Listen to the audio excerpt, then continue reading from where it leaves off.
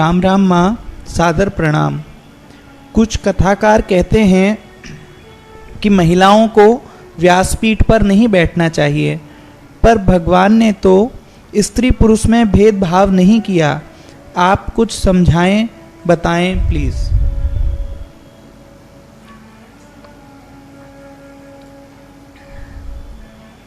ये बहुत विवादित प्रश्न है और इस विवादित प्रश्न में स्त्री पुरुष का भेद करने की बजाय व्यक्ति की क्वालिटी का भेद किया जाए तो ज़्यादा अच्छा है। क्योंकि अगर कोई पुरुष शरीर है पर चुनरी ओढ़कर मंच पर डांस कर रहा है, कहने को तो आदमी है वो, लेकिन दाढ़ी मूछ मुड़ाया है और चुनरी ओढ़कर व्यासपीठ पर खड़े होकर डांस कर रहा है। ऐसे ऐसे भजनों को गा रहा है जो फिल्मी गाने से भी ज़्यादा अभद्र हैं। तो ये चीज़ सोचनी चाहिए कि हमें स्त्री पुरुष का भेद करने की बजाय व्यक्तित्व के क्वालिटी का भेद करना चाहिए।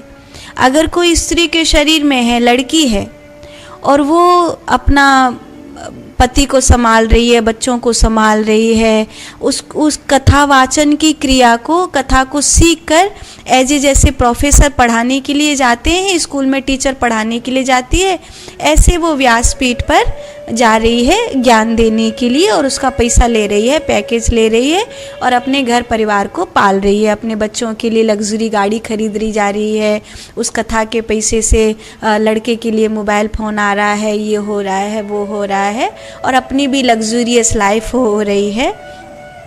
तो कहीं ना कहीं कथा व्यवसाय बन गया। उस महिला कथावाचक को कथा नहीं करनी चाहिए।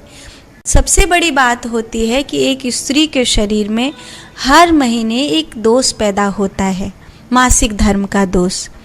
चूँकि ठाकुर जी हाथ में है, भागवत सामने है, रामायण सामने है, तो मासिक धर्म के दोष को लेकर भागवत, रामायण, तुलसी, ठाकुर के बीच में बैठना ये घोर अपराध है। तो जो महिला कथावाचक हैं उनको स्वयं में ये चीज़ समझना चाहिए कि ठाकुर, भागवत और उनके बीच में वो बैठ जाती हैं कि मासिक धर्म चल रहा है उनका, और चूँकि कथा की डेट फंसी हुई है इसीलिए वो कथा सुना रही हैं। तो यजमान का भी पतन होगा, उनके जो सुन रहे हैं उनका भी पतन होगा, कहीं ना कहीं अपराध होगा।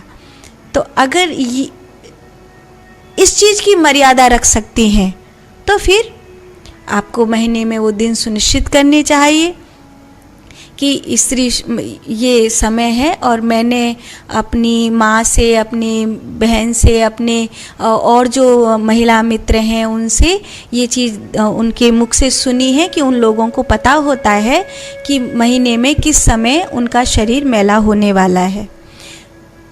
परमात्मा की कृपा से मैं भी महिला शरीर हूँ, लेकिन जगदम्बा की कृपा है कि उन्होंने कभी मेरे शरीर को मैला नहीं होने दिया। तो मुझे मेरे जीवन में ये कठिनाई नहीं पता, लेकिन मैंने महिलाओं के मुख से सुना है कि उनको पता होता है कि उनका मासिक धर्म किस समय के आसपास आने वाला है। तो जब उनको पता है कि इस समय के आसपास उनका मासिक धर्म आने वाला है तो उनको उस बीच में कथा की तारीख नहीं फंसानी चाहिए। उनको उसी हिसाब से कथा करनी चाहिए जिस समय उनका शरीर शुद्ध हो, नहीं तो वो यजमान का भी पतन करेंगी और अपने जो संस्कृति या धर्म है उसका भी अपमान करेंगी। तो ये महिला कथावाचकों के लिए है। ये मत कहिएगा कि मैं किसी के ऊपर टीका टिप्पणी कर रही हूँ, लेकिन व्यक्तित्व की क्वालिटी होना बहुत ज़रूरी है। मेरे देखे जो कथावाचक हैं उनको उस कथा की इस कर्म को व्यवसाय नहीं बनाना चाहिए। कई बार कहते हैं उनकी अफेयर भी चल रहे हैं और कथा भी चल रही है, तो वो चाहे लड़का है चाहे लड़की है, भाई मेरे देखे गलत है। तो जो अफेयर भी चला रहा है और कथा भी चला रहा है वो फिर कथा को कम से कम छोड़ दीजिए भैया। हम सन्यासियों को भी कुछ करने दीजिए। हम बेचारे विरक्त हो करके अपना पूरा जीवन ठाकुर जी के नाम पर दाव पर लगाकर संसार के सभी झंझटों से मुक्त होकर केवल और केवल परमात्मा के लिए लग रहे हैं। हम लोगों के लिए भी कुछ छोड़ दीजिए, आप और सारा व्यवसाय बचा है उनको कर लीजिए। ज्ञान किताबों से पढ़कर दुनिया को बांटने की ज़रूरत नहीं है। सोशल मीडिया पर ढेर सारा ज्ञान बट रहा है और जिसको ज्ञान चाहिए वो किताबों से पढ़ लेगा, साधु संतों से ले लेगा। तो आपको क्वालिटी का भेद ज़रूर करना चाहिए, स्त्री पुरुष का भेद करने की बजाय। तो यहाँ पुरुष के लिए भी कौन पुरुष कथा कर सकता है, कौन नहीं कर सकता है।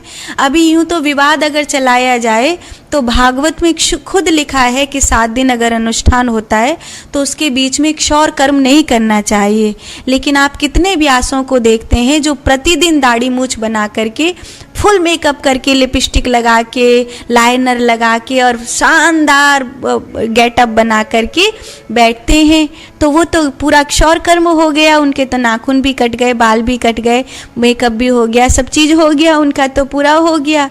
तो ये तो नियम भंग हो गया, मर्यादा भंग हो गया। कहाँ तो यजमान को भी कहते हैं झाड़ू से हाथ मत लगाओ, नारियल मत फोड़ो, और क्या नाम है, पलंग पे मत सो, कंबल पे सोना, स्त्री सहवास मत करना, ब्रह्मचर्य से रहना, ये खाना ये मत खाना, ये महिला को कहते साबुत फल नहीं काटना, यजमानी ये करेगी, यजमान ये करेगा, दाढ़ी बाल मत बनाना, भी तुम्हें अनुष्ठान में रहना है। और महाराज खुद सब काम कर रहे हैं।